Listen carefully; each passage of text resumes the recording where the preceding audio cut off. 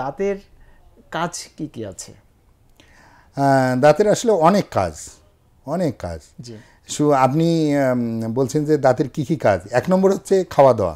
এটা আমরা সবাই জানি। তো এই বাচ্চা যে এই জন্মগ্রহণ করার পরেই কিন্তু দুধের দাঁত আমাদের উপরের মাড়িতে 10টা এবং নিচের মাড়িতে 10টা, জি, 10টি দাঁত আসে এবং আলটিমেটলি 20টি দুধের দাঁত থাকে। এই দুধের দাঁত কিন্তু অনেক ইম্পর্টেন্ট, কিন্তু আমাদের মায়েরা অথবা বাবারা, আমাদের সাধারণ জনগণ কিন্তু জানে না যে এই দাঁত যে কত উপকারী। তো দাঁতের হচ্ছে খাওয়া দাওয়া, আর আরেকটা হচ্ছে স্পিচ ডেভেলপমেন্ট, অর্থাৎ এই যে আপনাদের যে কথাবার্তা আপনি এই বলা শুরু করছেন, এটা কিন্তু 1.5 থেকে 2 বছর বয়সেই কিন্তু আলটিমেটলি এই স্পিচটা ডেভেলপ করে। যদি দাঁত ঠিক মতো না থাকে তাহলে কিন্তু স্পিচটা ডেভেলপ হবে না। এবং অনেক সময় স্পিচ থেরাপিও দেওয়া লাগে, কিন্তু এই যে ঠোঁটকাটা তালুকাটা রোগীদের, তাদের ঠিকমতো দাঁত থাকে না, অনেক সময় অনেকগুলো মিসিং থাকে। আর একটা হচ্ছে যে জয়ের ডেভেলপমেন্ট।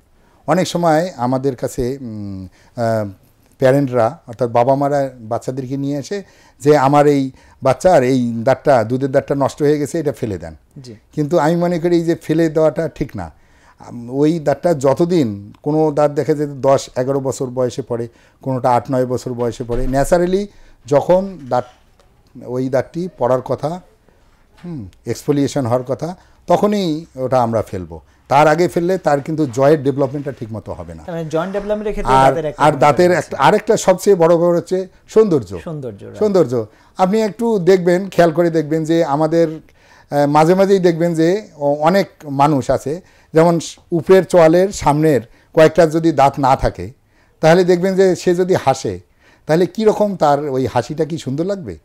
তো দাঁত কিন্তু শুধু আমরা খাওয়া দাওয়ার ক্ষেত্রেই ব্যবহার করি না, এর জন্যে স্পিচ ডেভেলপমেন্ট, তারপরে আমাদের জয়ের ডেভেলপমেন্ট প্লাস অ্যাস্থেটিক অর্থাৎ সৌন্দর্যের জন্য খুবই গুরুত্বপূর্ণ।